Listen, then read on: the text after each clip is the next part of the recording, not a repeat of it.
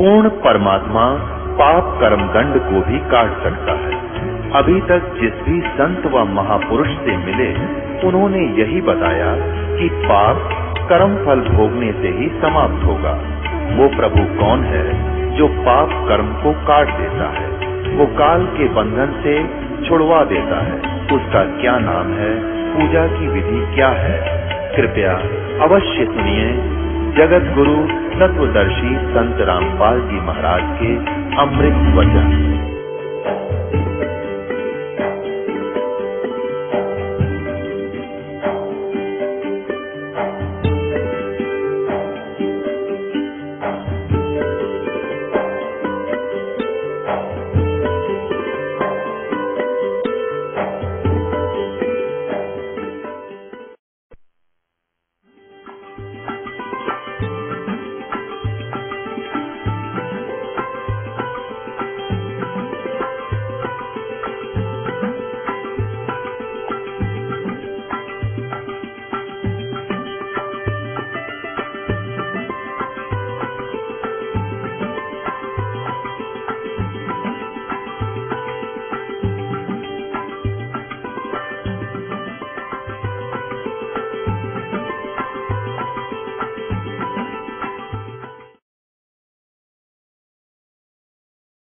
और कर्तव्य माने मनुष्य जीवन का मूल कर्तव्य जानकर ओम का जाप करे।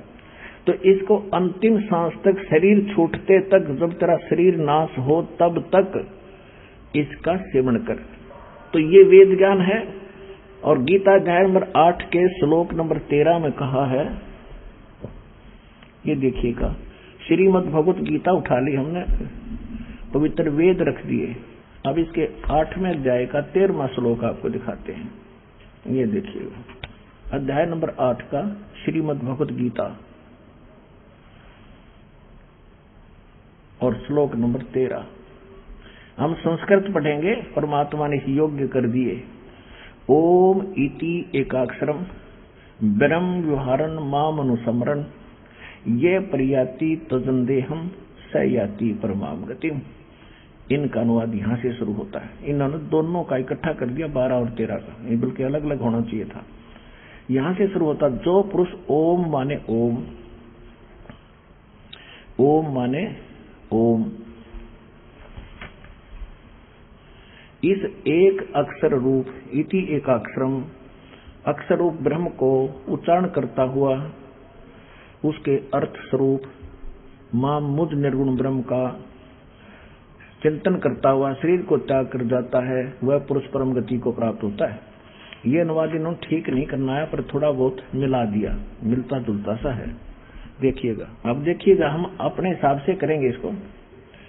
अब 13वां मंत्र है 8वें अध्याय का 13वां श्लोक। ओम माने ओम, इति माने यह, एकाक्षरम।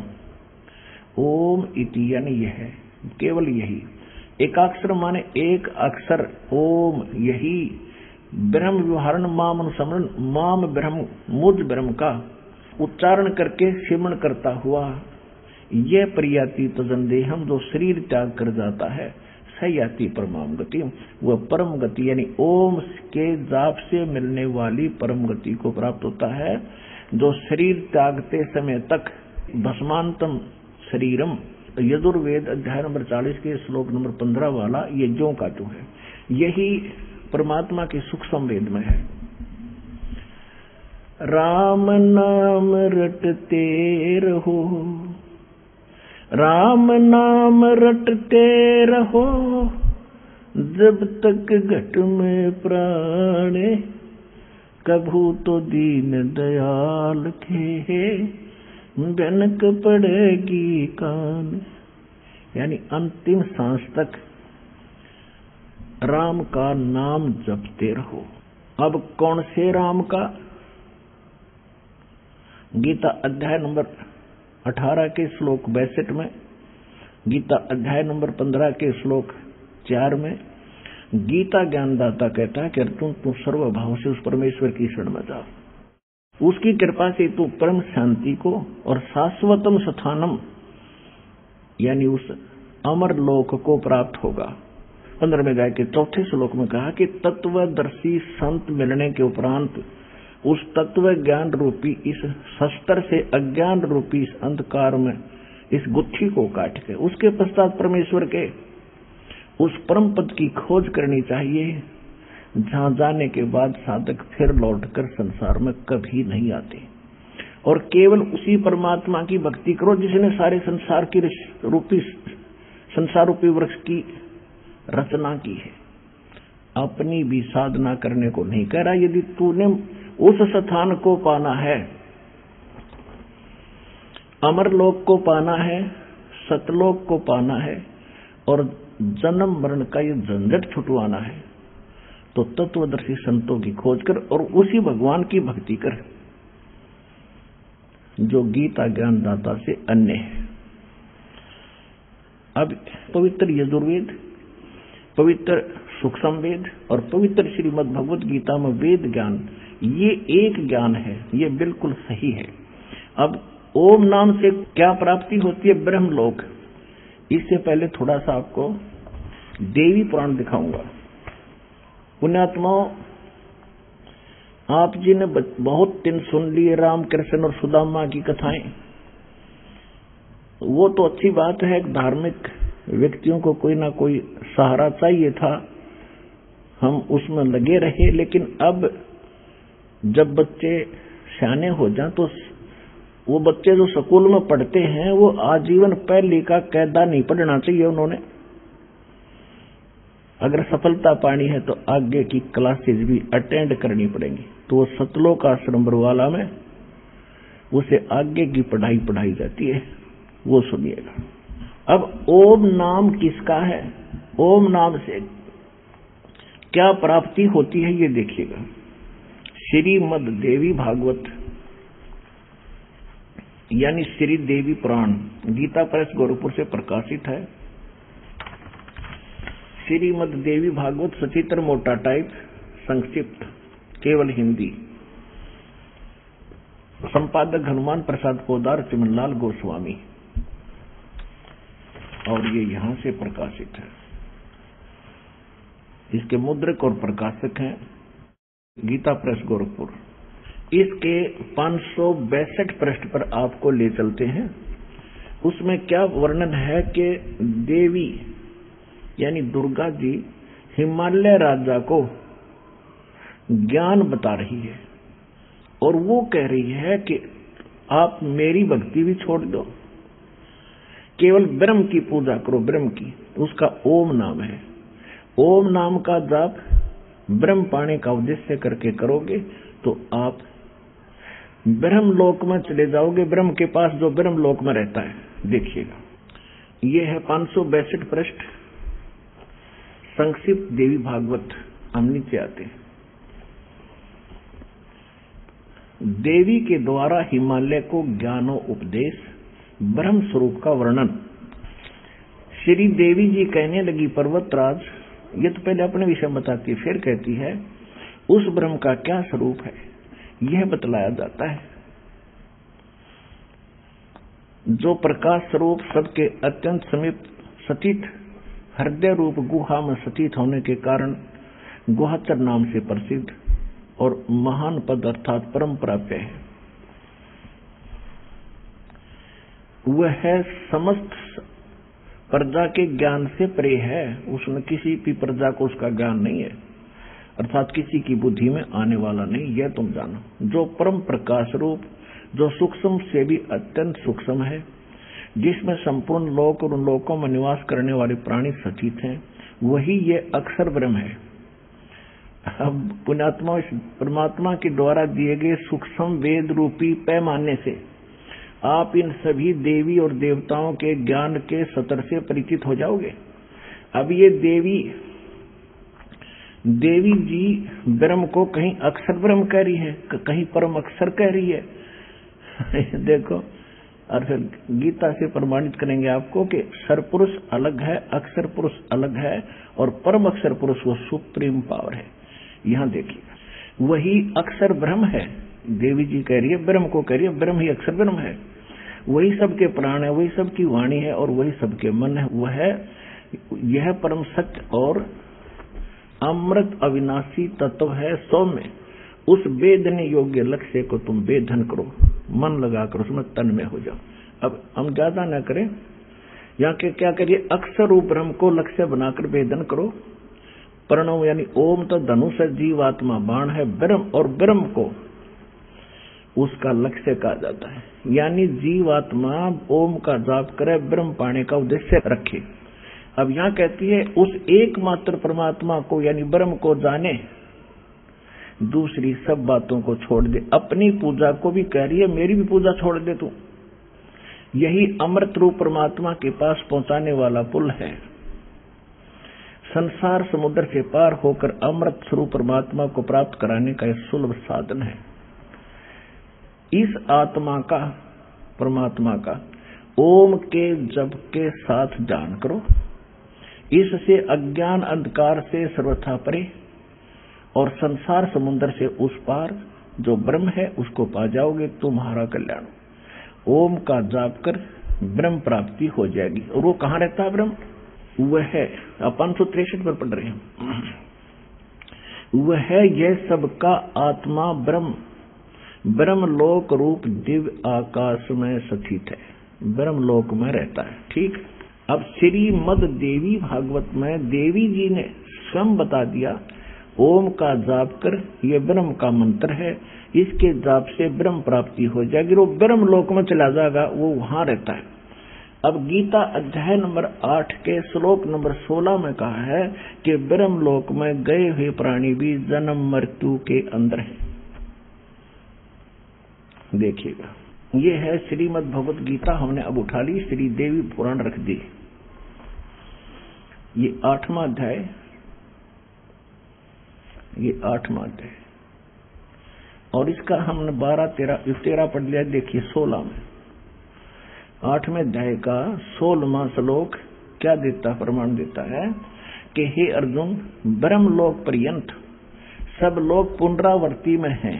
ये पुनरावर्ती को स्टार लगा के या नीचे विश्लेषण किया है, अर्थात जिनको प्राप्त होकर पीछे संसार में आना पड़े ऐसे। इसलिए पुनरावर्ती उसको कहते हैं जो उसको प्राप्त होकर भी जन्म मृत्यु में सदा रहे, आना पड़े वापस। वहां गए हुए प्राणी भी वापस आते हैं ब्रह्मलोक में। अब यहाँ इन्होंने थोड़ी सी गलती की है, परंतु हे कुंती पुत्र, मुझको प्राप्त होकर पुनर्जन्म नहीं होता, ये अनुवाद गलत किया इन्होंने। देखो पुण्यात्माओं, यदि ये ऐसे विद्वान होते तो मुझे क्या जरूरत थी इनके मत्था पिचाई करने की। अगर हम इनके इस अनुवाद को श्रेष्ठ माने कि गीता ज्ञानदाता ब्रह्म ये कह रहा है कि मुझे प्राप्त होकर फिर किसी का जन्म मृत्यु नहीं होगा, तो गीता अध्याय नंबर 2 श्लोक नंबर 12, गीता अध्याय नंबर 4 के श्लोक 5 और 9, गीता अध्याय नंबर 10 के श्लोक नंबर 2, 3 गलत हो जाते हैं, जिनमें ये कहता है कि अर्जुन तेरे और मेरे बहुत जन्म हो चुके, तू नहीं जानता, मैं जानता हूं। तो एक खाकनवाद इनका। इसका अर्थ यहां पर यह बनता है कि जो ये नहीं जानते, अर्जुन विद्यते माने विद धातु से बना है विद्यते, जो ये नहीं जानते, विद्यते माने नहीं जानते कि ब्रह्मलोक में गए हुए भी पुनरावर्ती में हैं, तो वो लोग मुझे प्राप्त होकर भी पुनर्जन्म को प्राप्त होते हैं। इसका सीधा अर्थ बनता है, इन्होंने गलत किया है। देखिएगा अध्याय नंबर 2 के और श्लोक नंबर 12 को आपको दिखाते हैं। ये देखिएगा, गीता अध्याय नंबर 2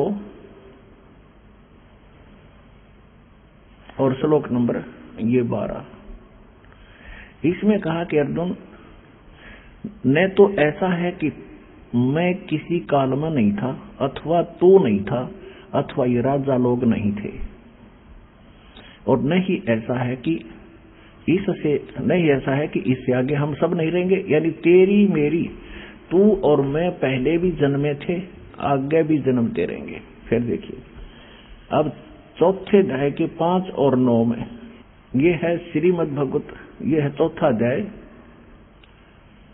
और श्रीमद् भगवत गीता, श्रीमद् भगवत गीता और अध्याय चौथे अध्याय का 5वां श्लोक। अब यहां इसका अनुवाद है, हे परंतम अर्जुन, मेरे और तेरे बहुत से जन्म हो चुके हैं, उन सबको तू नहीं जानता किंतु मैं जानता हूं। अब देखिए 9 में क्या कहा है कि हे अर्जुन, मेरे जन्म और कर्म दिव्य माने अलौकिक हैं। इस प्रकार जो मनुष्य तत्व से जान लेता है वह शरीर को त्याग कर फिर जन्म को प्राप्त नहीं होता और मुझे ही प्राप्त होता है। अब यह क्या कहता है कि जो इसका सीधा सा अर्थ है कि अर्जुन, तेरे और मेरे बहुत जन्म हो चुके हैं और मेरे जन्म और कर्म अलौकिक हैं, यानी और जो इनको नहीं जानता वो मुझे ही प्राप्त होता है। जो इस तत्व से परिचित नहीं है वो मुझे ही प्राप्त रहता है और मेरे और तेरे जन्म मृत्यु बहुत होली है। सीधी सी बात है। अब 10वें अध्याय का दूसरा श्लोक कति कंसेप्ट क्लियर कर देगा। ये देखिएगा, 10वां अध्याय श्रीमद् भगवत गीता, ये यहीं पर है। मेरी उत्पत्ति को प्रभाव माने जन्म को न देवता लोग जानते हैं और न महर्षि जानते हैं, क्योंकि मैं सब प्रकार से देवताओं का और महर्षियों का आदि कारण हूं। अब इससे क्या सिद्ध हो गया? गीता ज्ञान दाता ये ब्रह्म है, ज्योति निरंजन काल है, सर्वपुरुष है।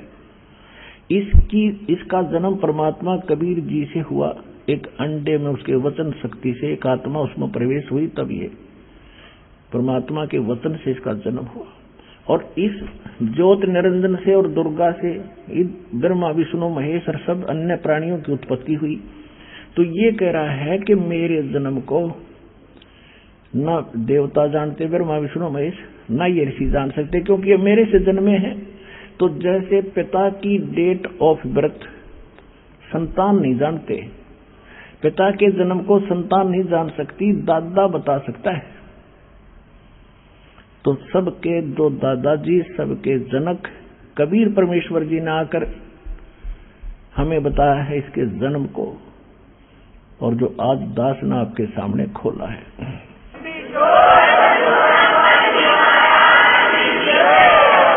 तो इससे सिद्ध हो गया कि गीता ज्ञान दाता का जन्म हुआ है और मृत्यु ये स्वीकार कर ही रहा है। तो गीता अध्याय नंबर 8 के श्लोक नंबर 16 में ये अनुवाद इन्होंने जो किया है वो बिल्कुल गलत किया है कि मुझे प्राप्त होकर फिर पुनर्जन्म नहीं होता और ब्रह्मलोक में गए हुए सबकी पुनरावृत्ति होती है। तो देवी भागवत में गीता पुराण उस देवी ने स्पष्ट कर ही दिया है कि ओम नाम का जाप कर ब्रह्म पाने का उद्देश्य रख, उसको पा जाओगे, तुम्हारा कल्याण हो, और वो ब्रह्मलोक में रहता है बस। तो ब्रह्म का जाप ओम मंत्र है, ब्रह्मलोक प्राप्ति है। गीता अध्याय नंबर 8 के श्लोक नंबर 16 ने स्पष्ट भी कर दिया है। देखिए गीता अध्याय नंबर 8 के श्लोक नंबर 16 में ये स्पष्ट हो गया है कि ब्रह्मलोक पर्यंत, ब्रह्मलोक तक गए हुए सब लोग पुनरावृत्ति में हैं, उनकी जन्म मृत्यु होती है। पुनरावृत्ति माने जिनको प्राप्त होकर पीछे संसार में आना पड़े, ऐसे उनको पुनरावृत्ति कहा है। यहाँ का है ना, परंतु हे कौंती पुत्र, मुझको प्राप्त होकर पुनर्जन्म नहीं होता, ये गलत है। इसको देखिएगा, ये 16वां श्लोक संस्कृत देखें।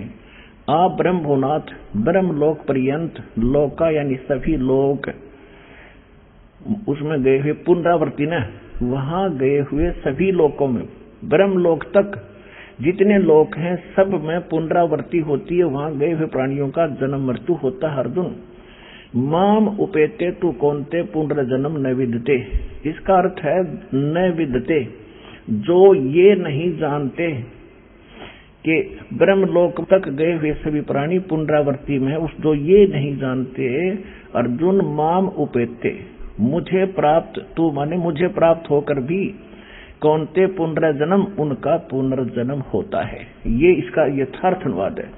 इनके अनुवाद को यदि माने कि मुझे प्राप्त होकर पुनर्जन्म नहीं होते, तो ये 3 गीता जी के 3 श्लोक रिजेक्ट हो जाते हैं। वो सही है, ये गलत है। क्योंकि उनमें यह स्वीकार करता है कि मेरी जन्म मृत्यु होती है, तू नहीं जानता, और तेरे भी होते हैं।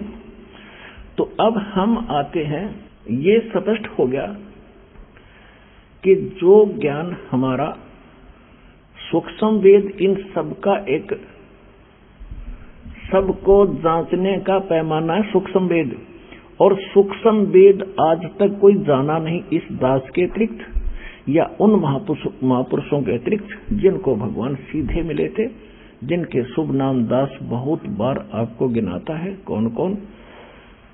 आदरणीय धर्मदास साहिब जी बांधवगढ़ वाले, आदरणीय मुल्कदास साहिब जी, आदरणीय नानक साहिब जी सिख धर्म के प्रवर्तक जो माने जाते, आदरणीय दादू साहिब जी, आदरणीय गरीबदास साहिब जी गांव छुड़ानी जिला जज्जर हरियाणा वाले, आदरणीय घीसा दास जी साहिब जी गांव खेखड़ा जिला बागपत उत्तर प्रदेश वाले, आदरणीय स्वामी रामानंद जी काशी वाले।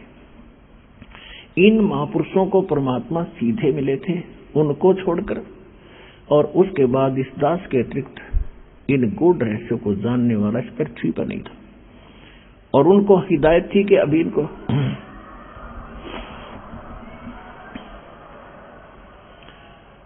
और उन महापुरुषों को सख्त हिदायत थी कि अभी ये सार्वजनिक ना करना। धर्मदास मेरी लाख दुहाई, ये सार शब्द की तबार न जाई, सार शब्द बाहर जो पढ़ी, बिचली पीडी हंस न तरही। धर्मदास मेरी लाख दुहाई, ये मूल ज्ञान कहीं बार न जाई, मूल ज्ञान बाहर जो पढ़ी, बिचली पीडी हंस नी तरही। मूल ज्ञान और सार नाम को तब तक छुपाई जब तक द्वादश पंथ ना मिट जाए, जब तक ये काल के सारे पंथ ना मिटे तब तक इसको छुपा के रखना। और बिचली पीढ़ी, यदि ये पहले सार्वजनिक हो गया तो मेरा दास आवेगा, वो कैसे भिन्नता बताएगा। तो सभी महापुरुषों को, नानक साहिब जी को भी यही कह दिया था कि इसको, इस मंत्र को भी किसी को मत बताना। अब ये तो स्पष्ट हुआ, ये प्रमाणित हुआ कि सूक्ष्म वेद वो तो कंप्लीट स्पिरिचुअल नॉलेज है। ये देखिएगा श्रीमद् भगवत गीता अध्याय नंबर 4 का श्लोक नंबर 32, इसको भी थोड़ा निर्णय करेंगे आज इसका। चौथे अध्याय का 34वां श्लोक, ये देखिएगा यजुर्वेद अध्याय नंबर 4 का और श्लोक नंबर 32। इसमें क्या लिखा है? एवं बहुविधा यज्ञा वितता ब्रह्मणे मुखे। यो ब्रह्मणे मुखे यहां गड़बड़ कर रखी इन्होंने अनुवाद में।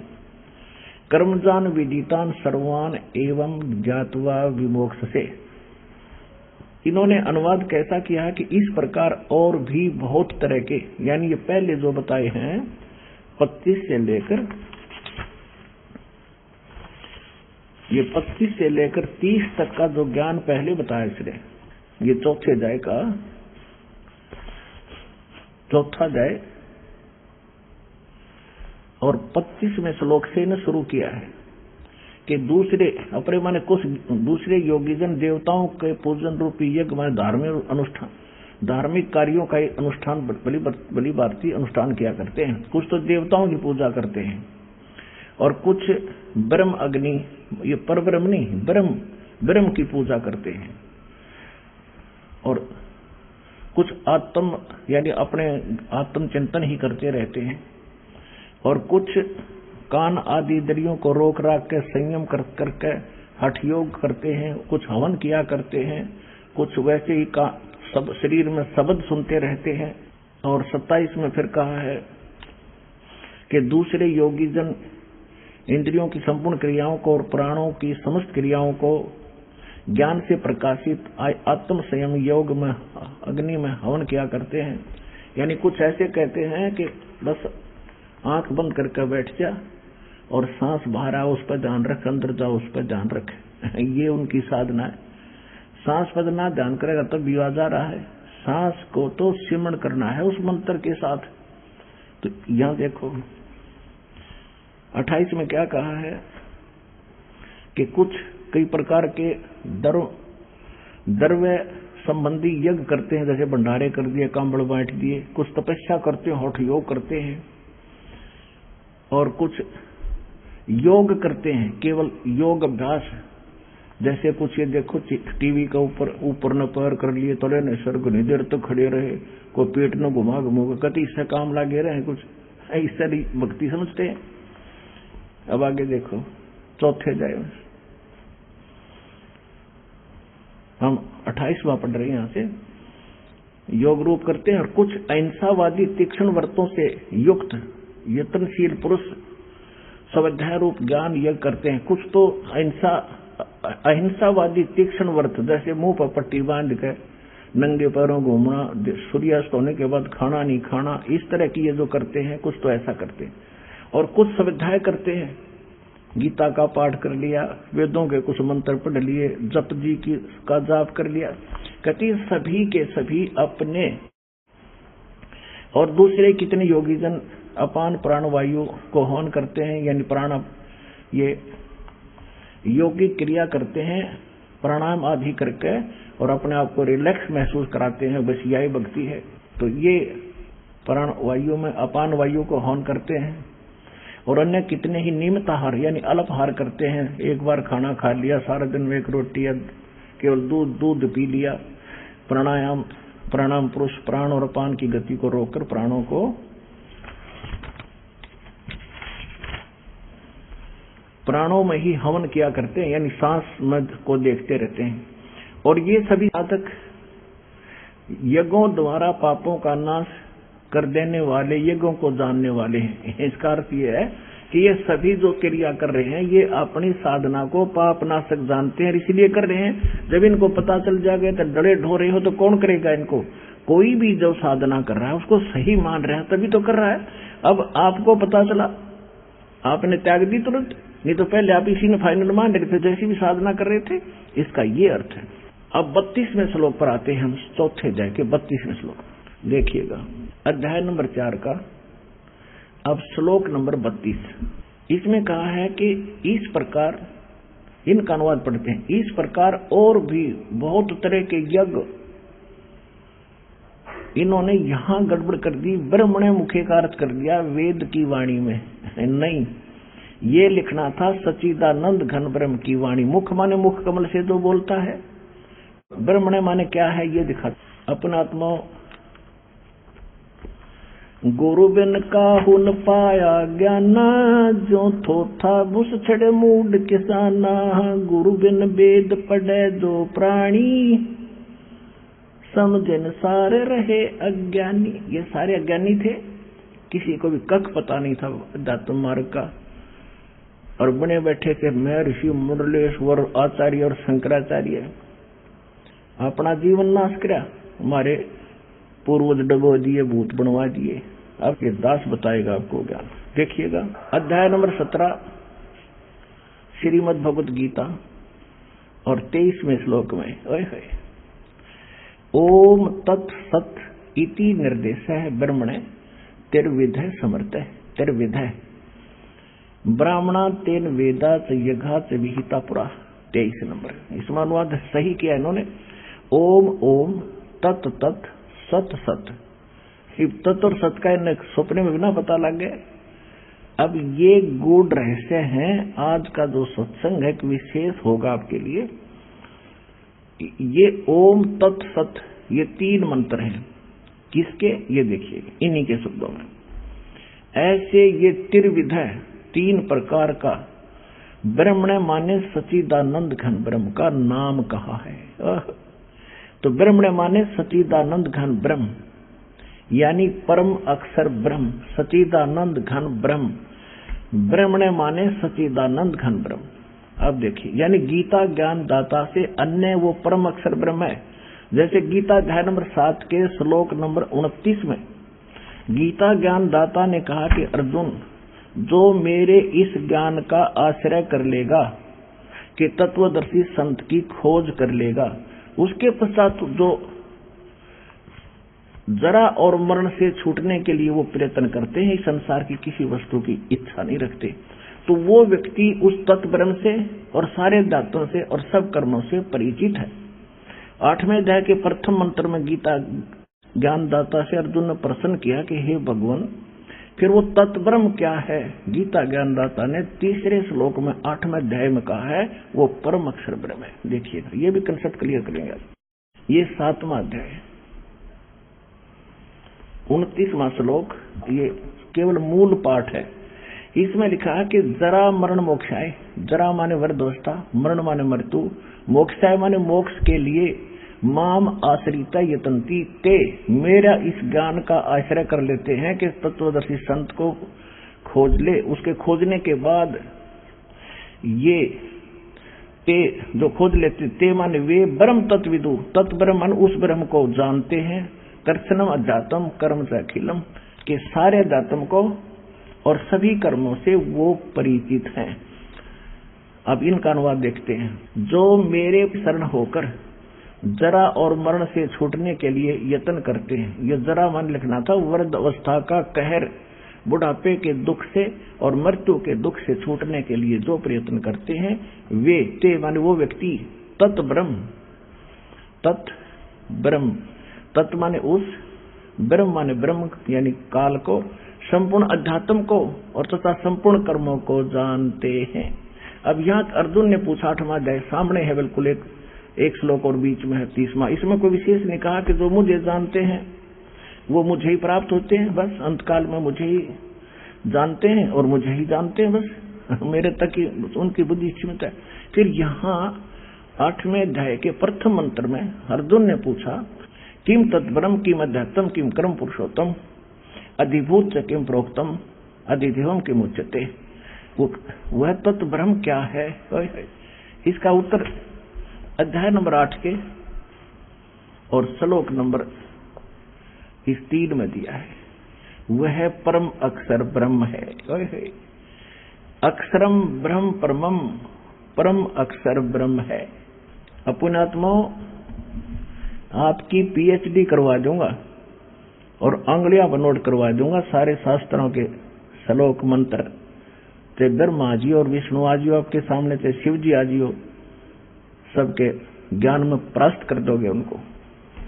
अब देखिएगा, श्रीमद् भगवद गीता अध्याय नंबर 4 का श्लोक नंबर 32 में आगे इसमें कहा है कि इस प्रकार, यानी जो 25 से 30 तक बताया है, उससे ऐसे इस प्रकार बहुत तरह के यज्ञ माने धार्मिक अनुष्ठानों की जानकारी, ब्रह्मणे माने सच्चिदानंद घन ब्रह्म कहो, परम अक्षर ब्रह्म कहो, पूर्ण परमात्मा कहो, सत्पुरुष कहो, अमर पुरुष कहो, उसको कबीर देव कहो।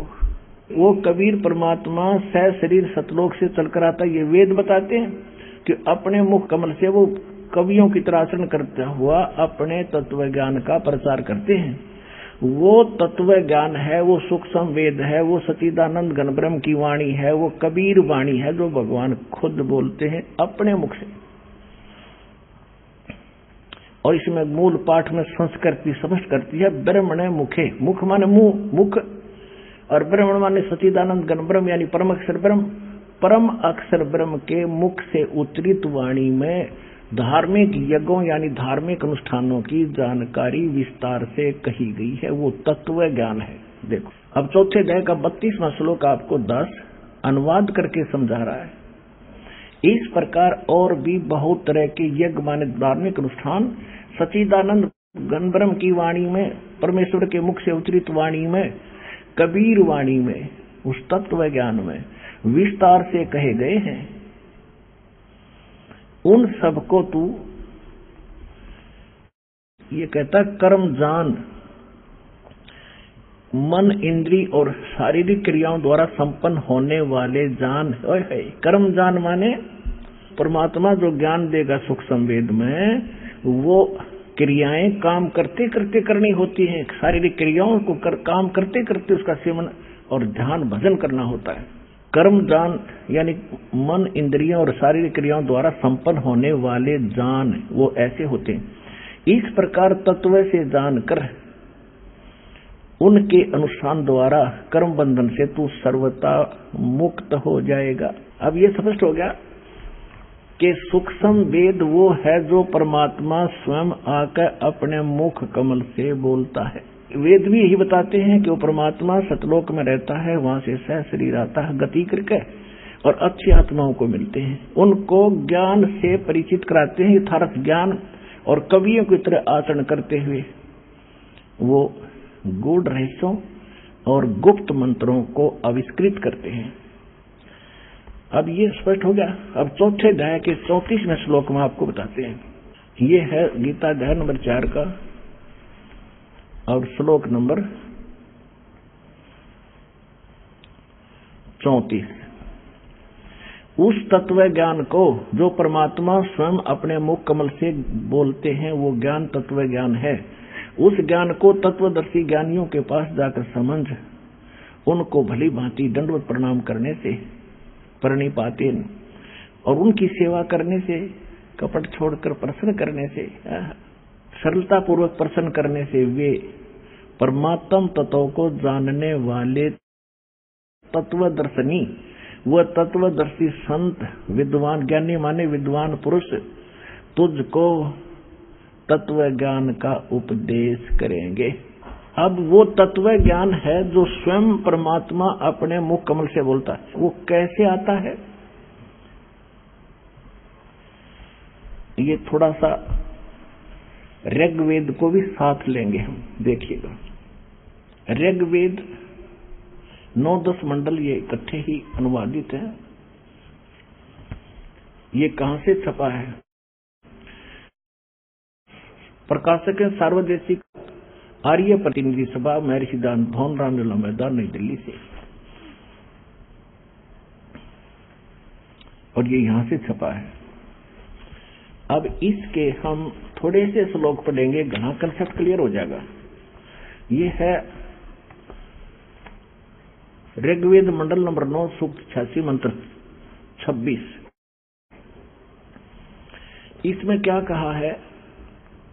इसमें ये कबीर शब्द है, ये कबीर लिखते हैं, हम कबीर बोलते हैं इसको। यज्ञ करने वाले यजमानों के लिए परमात्मा, यानी यज्ञ माने धार्मिक अनुष्ठान करने वाले यजमान माने भक्तों के लिए परमात्मा सब रास्तों को सुगम करता हुआ उनके विघ्नों यानी संकटों को मर्दन करता है, उनका नाश कर देता है और उनको पवित्र करता हुआ और अपने रूप को सरल करता हुआ वह कांति में यानी तेजोमय शरीर वाले परमात्मा कबीर दे। ये कबीर शब्द है, कबीर, हम इसको कबीर बोले वह को। इन्होंने ये अपसर्ग लगा के ऐसा कर दिया, रिष्कार कर दिया सर्वज्ञ, कवि बना दिया और कवि का अर्थ कर दिया सर्वज्ञ। कोई कवि आज तक सर्वज्ञ हुआ है? इनकी अकल मारी जा रही है। अब देखना, अब पहले ये निर्णय करते हैं कि जैसे ये यजुर्वेद है, ये देखो ये यजुर्वेद है और इसके अपसर्ग हटा के ये र यहां लगा दें 2 और वेद अलग कर दें और यजु लिख दें और कहीं पर इस यजुर्वेद की महिमा हो और केवल यजु लिखा हो तो अनुवाद करता बुद्धिमान उसकी बुद्धि सलप नहीं करेगी, तो वहां करेगा यजुर्वेद लिखेगा। ऐसे ही जहां कबीर भी लिखा है इन्होंने अपसर्ग लगा के, तो इसके अनुवाद में लिखना पड़ेगा कबीर देव। हम उसने कबीर देव के बोले, कबीर देव कबीर, हम वह को वह बोलते, वेदों को हम वेद बोलते हैं। किसी का नाम धर्मवीर है तो हम उसको धर्मवीर बोलते हैं, किसी का नाम वेद प्रकाश है तो उसको वेद प्रकाश बोलते हैं। तो यहाँ सिर्फ एक भाषा के बोलने का अंतर है और भगवान का नाम वही है। इस यजुर्वेद से करते हैं स्पष्ट आपको, ये महर्षि दयानंद का ही अनुवादित है। ये देखिएगा, ये है प्रकाशक वही सार्वदेशिक कार्य प्रतिनिधि सभा, ये सारा, और ये अनुवादक और ये प्रकाशक। अब इसके आते हैं हम 36वें अध्याय का प्रथम मंत्र। ये है 63वां अध्याय, 36वां अध्याय, और इसमें मूल पाठ के अंदर एक यजु शब्द है। ये यजु शब्द है।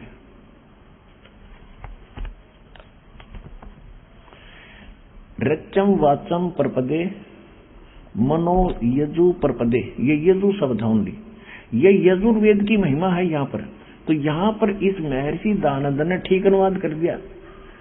यहाँ देखो, ये इसी का अनुवाद है। ये लिखता है, वाणी की प्रेरणा को प्राप्त हो, मनन करने वाले अंतःकरण के तुल्य यजु माने यजुर्वेद को प्राप्त हो। तो यहाँ यजुर्वेद की महिमा थी, बेशक यजु लिखा था तो इन्होंने यजुर्वेद लिखना पड़ा।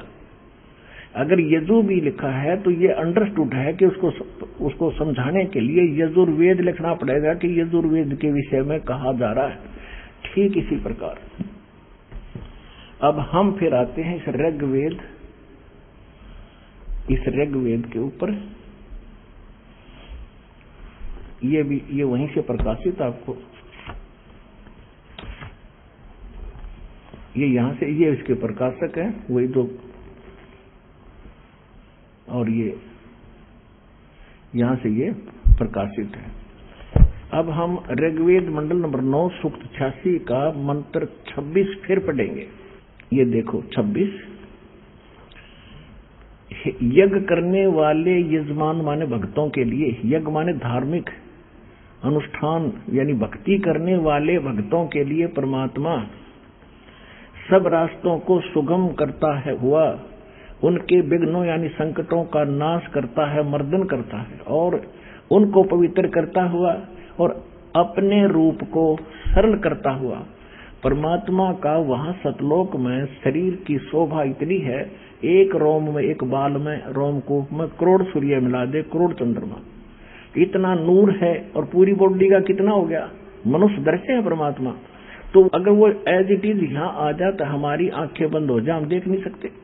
तो अपने उस रूप को हल्का तेज पुंज का सरल करके और सिंपल बना कर आते हैं। और यही गरीबदास जी कहते हैं, तेज पुंज तन दे धर के इस विध हमको भेंट ही, इस तरह हमें मिलते हैं। अब देखिएगा, अपने रूप को और सरल करता हुआ वह कांति में माने तेजों में शरीर वाले परमात्मा कबीर देव, यहां हम इसको करेंगे कबीर देव, कबीर साहब, ये कबीर परमात्मा, कबीर देव लिखेंगे हम इसको, नोट सर्वज्ञ। वो कबीर देव यानी कबीर साहब विद्युत के समान क्रीड़ा करता हुआ यानी बिजली जैसी गति से, वर्णीय माने वर्णीय पुरुषों को प्राप्त होता है। वर्णीय माने अच्छी आत्माओं को, आदरणीय श्रेष्ठ आत्माओं को वो परमात्मा आकर मिलता है। और वो कहाँ रहता है, देखो यही ऋग्वेद मंडल नंबर 9 सूक्त 86 के मंत्र 27 में स्पष्ट है कि जो परमात्मा ध्रुवलोक के यानी सतलोक के तीसरे पृष्ठ पर विराजमान है, ओहो वहां बैठा है वो परमात्मा, साकार है। आगे देखो, अब दिखाते हैं इसी ऋग्वेद मंडल नंबर 9 सूक्त 82 का 82 का, ये देखिएगा ऋग्वेद मंडल नंबर 9 सूक्त 82 और मंत्र नंबर 1 यहां पर है। इसमें कहा है कि जो सर्व उत्पादक प्रभु, सोम माने सबका उत्पादक परमात्मा, प्रकाश रूप सद्गुणों की वृष्टि करने वाला और पापों का हरण करने वाला, सब पापों का नाश करने वाला है, वह है राजेव। राजेव माने राजा के समान, राजा के समान राजेव। ये यहाँ राजेव है, राजेव राजा के। यहाँ देख लो 269 पृष्ठ पे, और ये दिखाएंगे 270 पृष्ठ पे। कोई जो ना कहे जब पृष्ठ गुना बदल गए होंगे। 270 पृष्ठ पे राजेव माने राजा के समान, ओए होए राजा के समान दर्शनीय है, वो देखण में राजा की तरह है, सिंहासन पर बैठा है। आपने परमात्मा के द्वारा बताई हुई वाणी से धर्मदास के ऊपर देख कर आए थे, वो कल आपने एक सत्संग में सुना भी था कि वहां परमात्मा का एक सिंहासन है, सिंहासन पर परमात्मा विराजमान है, उसके सिर पर मुकुट है। यही गरीबदास जी कहते हैं, अर्श कुर्स पर, आसमान के अंतिम छोर पर अर्श कुर्स पर सफेद गुंबद है, जहां परमेश्वर का डेरा। अब आपको कुछ भक्तों के अनुभव सुनाएंगे, वो भी ध्यान से सुनो। सर नमस्कार। सच साहिब। सर क्या शुभ नाम है आपका? संजीव दास। कहाँ से आए? गांव जवा, जिला बुलंदशहर, यूपी से। संत रामपाल जी महाराज की शरण में आने से पहले कोई और भक्ति करते थे? मैं राधा स्वामी पंथ से जुड़ा हुआ था पहले, और राधा स्वामी पंथ में मैं 2008 में जुड़ा था। मैं अपने गांव में भजन कीर्तन प्रोग्राम कर लेता था, तो राधा स्वामी वालों ने मुझसे कहा कि तुम हमारे गुरु से नाम ले लो। तो मैंने उनके कहने के अनुसार उनके सत्संग में आना प्रारंभ कर दिया। उसके बाद में उन्होंने कहा कि बिना गुरु के मुक्ति नहीं होती, भक्ति भी बेकार होती है। तो मैंने कहा ठीक है, नाम ले लेंगे। तो वो मेरे को दिल्ली लवा के ले गए, कृपाल बाग। जब मैं गया तो वहाँ उन्होंने जो उनके 5 नाम, ज्योति निरंजन, ओंकार, रारंकार, सोहंग, सतनाम, ये 5 मंत्र उन्होंने ऐसे पांडाल में लाउड स्पीकरों के माध्यम से दिए। तो मैं उन मंत्रों को जाप करता रहा, और मेरे को उन मंत्रों के जाप करते करते 4 वर्ष हो गए। और उन 4 वर्षों के समय के अंदर मेरी छाती के आर पार, यहाँ और पीछे तक पार दर्द होने लगा उस साधना को करते करते। और मैं ऑल इंडिया, जिसको एम्स बोलते हैं, दिल्ली में सबसे बड़ा अस्पताल है, वहां भर्ती कर दिया उस दर्द में ही। वहां दर्द में डॉक्टरों को कुछ मालूम नहीं हुआ कि किस कारण से दर्द हो रहा है। सारी इको, ईसीजी, एमआरआई सारी जांच करा ली, लेकिन दर्द की तय नहीं कर पाए। राधा स्वामी पंथ में आपने कौन से संत से नाम उपदेश लिया था? मैंने संत राजेंद्र जी से नाम लिया था। संत राजेंद्र जी ने आपको क्या भक्ति प्रदान की? उन्होंने मेरे को यही 5 नाम दे दिए, जिनको घट रामायण के 27 पृष्ठ की 3री लाइन में संत तुलसी साहिब हाथरसी वालों ने उनको 5 नाम काल के जानो तब दानी मन शंका आनो, ऐसा कहा है। वो 5 काल के नाम मेरे को दिए, और उन्हीं 5 काल के नामों के कारण मेरे को ये दर्द प्रारंभ हो गया। जबकि भक्ति से तो दुख कटना चाहिए था, और मेरे को दर्द दुगना हो गया। तो संत रामपाल जी महाराज की शरण में कैसे आए? पूर्ण ब्रह्म परमात्मा के अवतार सतगुरु रामपाल जी महाराज की शरण में मैं, मेरे गांव के एक भक्त चुन्नी लाल दास, उनके छोटे भाई भी यहाँ आए हुए थे, परमात्मा की शरण में नाम लिया हुआ था। तो उन्होंने मेरे से एक दिन कुछ बात की, मैं बातचीत कर रहा था, तो उन्होंने ये कहा कि भाई आप सत्संग सुना देते हो, व्यास गद्दी पे, राधा स्वामी की गद्दी पे बैठ के सत्संग प्रवचन कर लेते हो, लेकिन आपको कोई सतगुरु नहीं मिला। आप ज्ञान देते हो लेकिन गुरु नहीं मिला आपको। मुझे उसकी बात का थोड़ा सा बुरा भी लगा कि उसने ये क्या कहा। मैं बोला चलो ठीक है, कोई बात नहीं है। एक दिन कुछ व्यक्ति राधा स्वामी मिशन के बारे में ऐसी कुछ बातचीत चल रही थी, तो वहां कबीर परमात्मा के बारे में कुछ ऐसी बात आई। मैंने अनुराग सागर पुस्तक कम से कम 2-3 बार पढ़ी हुई थी, तो उसके बारे में ऐसी बात चली, तो मैंने कह दिया कि उसमें पूर्ण परमात्मा के बारे में लिखा हुआ है कि पूर्ण परमात्मा कबीर है। तो उन्होंने एक मेरे को पुस्तक दी परमात्मा की कि तुम ये पुस्तक पढ़ना। मैंने धरती पे अवतार पुस्तक उनसे प्राप्त की, और मैं दूसरे गांव में प्रैक्टिशनर डॉक्टरी का काम करता हूं अपने पड़ोसी गांव में। तो वहां मैंने वो किताब सारी पढ़ी, एक एक पृष्ठ पढ़ा, सारे शब्द पढ़े, उसके राधा स्वामी पंथ के बारे में सारी जानकारी लिखी हुई थी उसमें। और मैंने अपने उसमें अब तक ये चीज देखी भी नहीं थी जिस राधा स्वामी मिशन से मैं जुड़ा हुआ था, कि इसकी जड़ कहाँ से है, क्या है इसके गुरुओं की क्या औकात है, क्या इनके पास मंत्र हैं। बस मेरे को ये 5 नाम दे दिए, उनको जपता था। तो जब मैंने उसमें पढ़ा तो उसमें स्वामी शिवदयाल जी, जो राधा स्वामी मिशन के प्रवर्तक बताए जाते हैं, लेकिन उन्होंने राधा स्वामी मिशन चलाया नहीं था, ये परमात्मा की शरण में आके मेरे को जानकारी हुई। उसमें तो अनामी और सतनाम पंथ चलाने के लिए राधा स्वामी ने वो दे रखा था, और ये राधा स्वामी मिशन अपने आप इन पंथ वालों ने चलाया है। तो मैंने जब वहां ये चीज पुस्तक में पढ़ी, तो मेरे को ये चीज मालूम हुई कि तुलसी साहिब जो उन्होंने 5 नाम काल के बताए हैं, और हम उन्हीं की साधना कर रहे हैं, और उन्हीं से हमको ये दुख मिल रहे हैं। और परमात्मा के नाम लेने से तो दुख कटते हैं, और यहाँ दुख आ रहे हैं। तो मेरे को कुछ ये बात उन गुरुओं की जो है दिमाग में खटकने लगी कि ये तो गलत रास्ता है। उसके बाद में फिर मैंने और वो किताब पढ़ने के बाद में दूसरी किताब पढ़ी, सचखंड का संदेश।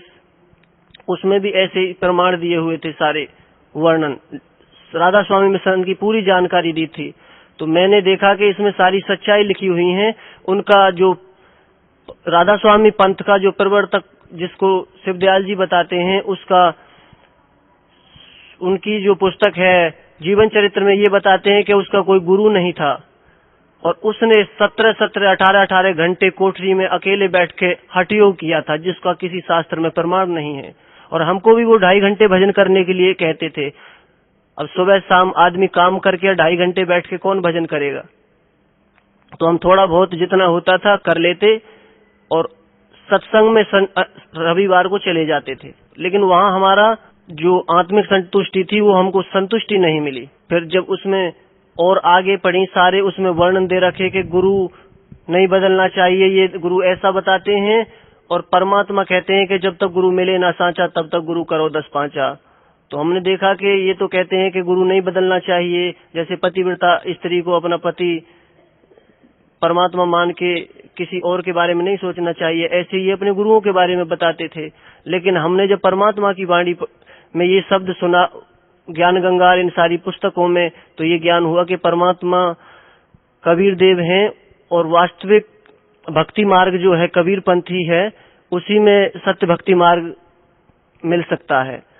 तो उसके बाद में जब सारी पुस्तकें पढ़ ली मैंने, उसके बाद में मेरे को किसी ने कहा कि तुम वहां चलो आश्रम। तो मैं परमात्मा की शरण में पूर्ण ब्रह्म परमेश्वर कबीर देव के अवतार रूप संत रामपाल जी महाराज की शरण में मैं आया, और मेरे छाती के आर पार जो दर्द था, मैंने यहाँ आके नाम लिया और परमात्मा से प्रार्थना की कि परमात्मा मेरी छाती के आर पार दर्द रहता है। तो परमात्मा ने अपने मुख कमल से कहा कि ठीक हो जाएगा। मैं उन पर विश्वास करके चला गया। फिर घर जाके मेरे से एक हमारे देवराज भगत जी हैं, उन्होंने कहा कि तुम्हारे जो छाती में दर्द है उसके लिए परमात्मा के इन नंबरों पे जो हमारी भक्ति बोध में ज्ञान गंगा में सारी पुस्तकों में दिए हुए हैं, उन पर कॉल करो और परमात्मा को अरदास लगाने के लिए ऐसे बोला था। मैंने यहाँ आश्रम में कॉल की, तो आश्रम में उन्होंने बताया कि 10 बजे कॉल करना और फिर शाम को जवाब ले लेना। मैंने अपनी सारी बातें लिखवाई कि ऐसे ऐसे मेरी छाती में दर्द है और इसके लिए मैंने कॉल की है, और मैं नामदान अभी लेके गया हूँ इसी महीने। तो उन्होंने की कि शाम को 5 बजे पूछना। शाम को 5 बजे मैंने कहा, पूछा फोन करके, तो उन्होंने मेरे को बताया कि आपकी अरदास लग गई है और आपको अखंड ज्योति जलवानी है। तो मैं बोला ठीक है, जो परमात्मा ने जैसा बोल दिया वो मुझे स्वीकार है। अपने दुख के लिए जब हम ऑल इंडिया तक काफी रुपए खर्च कर चुके थे, परमात्मा के लिए तो सब कुछ कर सकते हैं हम। तो जब यहाँ आए परमात्मा की शरण में, दूसरे महीने तो बिल्कुल ठीक आए। शरीर जैसा फूल रहता है ऐसा फूल की तरह शरीर रहने लगा मेरा बिल्कुल। और उसी दिन से जब सारे सदग्रंथ पढ़ लिए, जो परमात्मा के दरबार में तीनों पुस्तकें हैं, धरती पे अवतार, ज्ञान गंगा और सचखंड का संदेश, ये सारी पुस्तकें मैंने पढ़ी चुका था। मैं यहाँ आने से पहले सारी पुस्तक पढ़ चुका था। ज्ञान मैंने देख लिया था, उसमें कबीर साहब की काल से वार्ता 141 पृष्ठ पर लिखी हुई है, वो मैंने पढ़ ली थी कि ये 12 पंथ काल के चलाए हुए हैं, इनमें भक्ति का कुछ भी लेस मात्र भी ज्ञान नहीं है। और पूर्ण ब्रह्म परमात्मा जिसको ज्ञान गंगा में सारे सदग्रंथों में 4 वेद, 6 शास्त्र, 18 पुराण, कुरान, बाइबल, गुरु ग्रंथ साहब, सत कबीर सागर, सारे सदग्रंथों से प्रमाणित भक्ति मार्ग जो परमात्मा ने बताया है, वो ये यहाँ इसी बरवाला आश्रम में वो भक्ति मार्ग चल रहा है। और इस विश्व के अंदर किसी भी आश्रम में या किसी भी सतगुरु के पास वो भक्ति का ज्ञान भी नहीं है। ये मेरे को ज्ञान गंगा और सारी पुस्तकों पढ़ने के बाद में ज्ञान हुआ।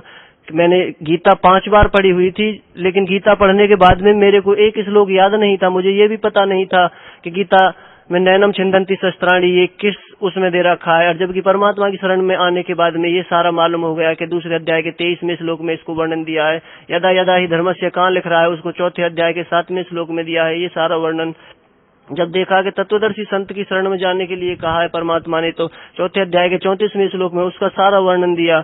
और अपनी साधना को भी गीता ज्ञानदाता ब्रह्म ने कहा 7वें अध्याय के 18वें श्लोक में कि मेरी साधना भी अनुत्तम है, मेरे ओम नाम की एक भक्ति है केवल, मेरा तो एक ओम मंत्र का जाप है जिसको गीता अध्याय 8 के 13वें श्लोक में कहा है। तो मैंने जब ये सारी चीजें पढ़ ली तो मुझे ये विश्वास हो गया कि वो परमात्मा कोई और बता रहा है जिसको कबीर साहब नाम से जानते हैं। मैंने वो अनुराग सागर में भी ये वर्णन पढ़ा था।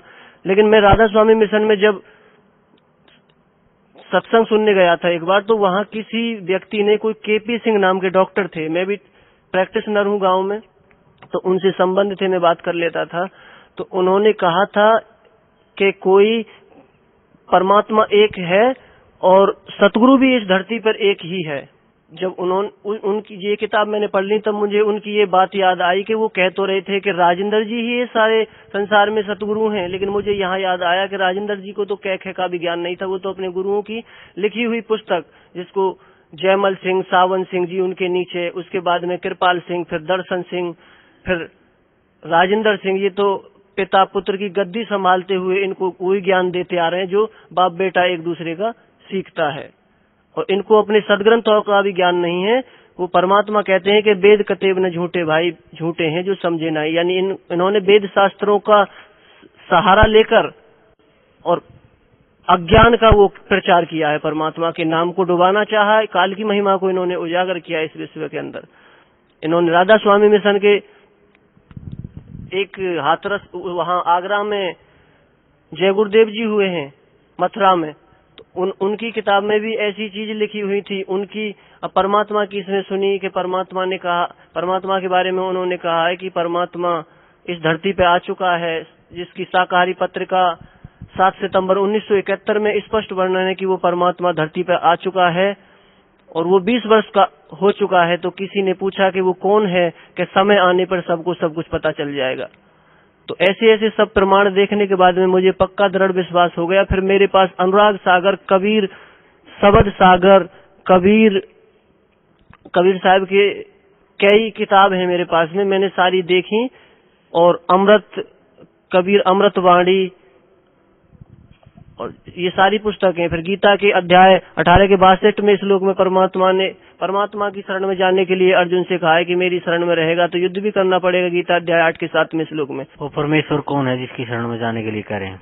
वो परमात्मा जिसको यजुर्वेद अध्याय 5 के मंत्र नंबर 32 में कबीर अंगारी असी, कबीर बम्भारी असी, जिसको कबीर देव नाम से जाना जाता है, उसको यजुर्वेद अध्याय 5 के मंत्र नंबर 1 में अग्नि तनुर असी नाम से कहा है कि वो परमात्मा प्रकाश स्वरूप है, तेजोमय है, जिसको कुरान शरीफ सूरत फुरकानी 25 आयत नंबर 52 से 59 में उसका वर्णन है कि वो परमात्मा जिसने 6 दिन में सृष्टि की रचना करके 7वें दिन उस तख्त पे जा बिराजा, वो परमात्मा पूर्ण ब्रह्म परमेश्वर कबीर देव है, जिसको अल्लाह अकबर, अल्लाह कबीर नाम से जाना जाता है। साधक समाज को, भगत समाज को क्या संदेश देना चाहते हैं? मैं सभी अपने भाइयों और बहनों से, क्योंकि हम सभी एक ही परमात्मा की संतान हैं, तो हम सभी उस परमात्मा की संतान होने के नाते बहन भाई हैं। मैं सभी भक्त समाज को, सभी बहन भाइयों को ये शुभ संदेश देना चाहता हूं कि वो परमात्मा पूर्ण ब्रह्म परमेश्वर कबीर देव स्वयं परमात्मा सतगुरु रामपाल जी महाराज के रूप में धरती पर विराजमान है, उनकी शरण में आए और 3 धरती पर अवतार, ज्ञान गंगा और सचखंड का संदेश पुस्तक हैं, उनको पढ़ें और इन काल के पंथों से, इन काल के दूतों से अपना छुटकारा करा के परमात्मा की शरण में आकर अपना मोक्ष प्राप्त करें और सारे सुख प्राप्त करें, जो इस संसार में किसी भी संत के पास ना भक्ति मंत्र है, ना भक्ति के कुछ साधन है। ये तो हठयोग करते हैं, केवल मनमाना आचरण कर रहे हैं, जिसको गीता अध्याय 16 के 23वें श्लोक में भी स्पष्ट किया है कि जो शास्त्र विधि को त्याग कर मनमाना आचरण करते हैं उनको न सुख होता है, न सिद्धि प्राप्त होती है, न उनकी कोई गति होती है, वो व्यर्थ हैं। अर्जुन, तेरे लिए कर्तव्य और अकर्तव्य की व्यवस्था में केवल शास्त्र ही प्रमाण है। तो ये सतगुरुदेव जो हमारे जगत गुरु तत्वदर्शी संत रामपाल जी महाराज हैं, ये सारे सदग्रंथों के आधार पर भक्ति कराते हैं और इस धरती पर, इस पावन भूमि पर इन सतगुरु के सिवा इस विश्व के अंदर कोई भी सतगुरु नहीं है जो सत का ज्ञान दे। जी धन्यवाद आपका बहुत बहुत। सत।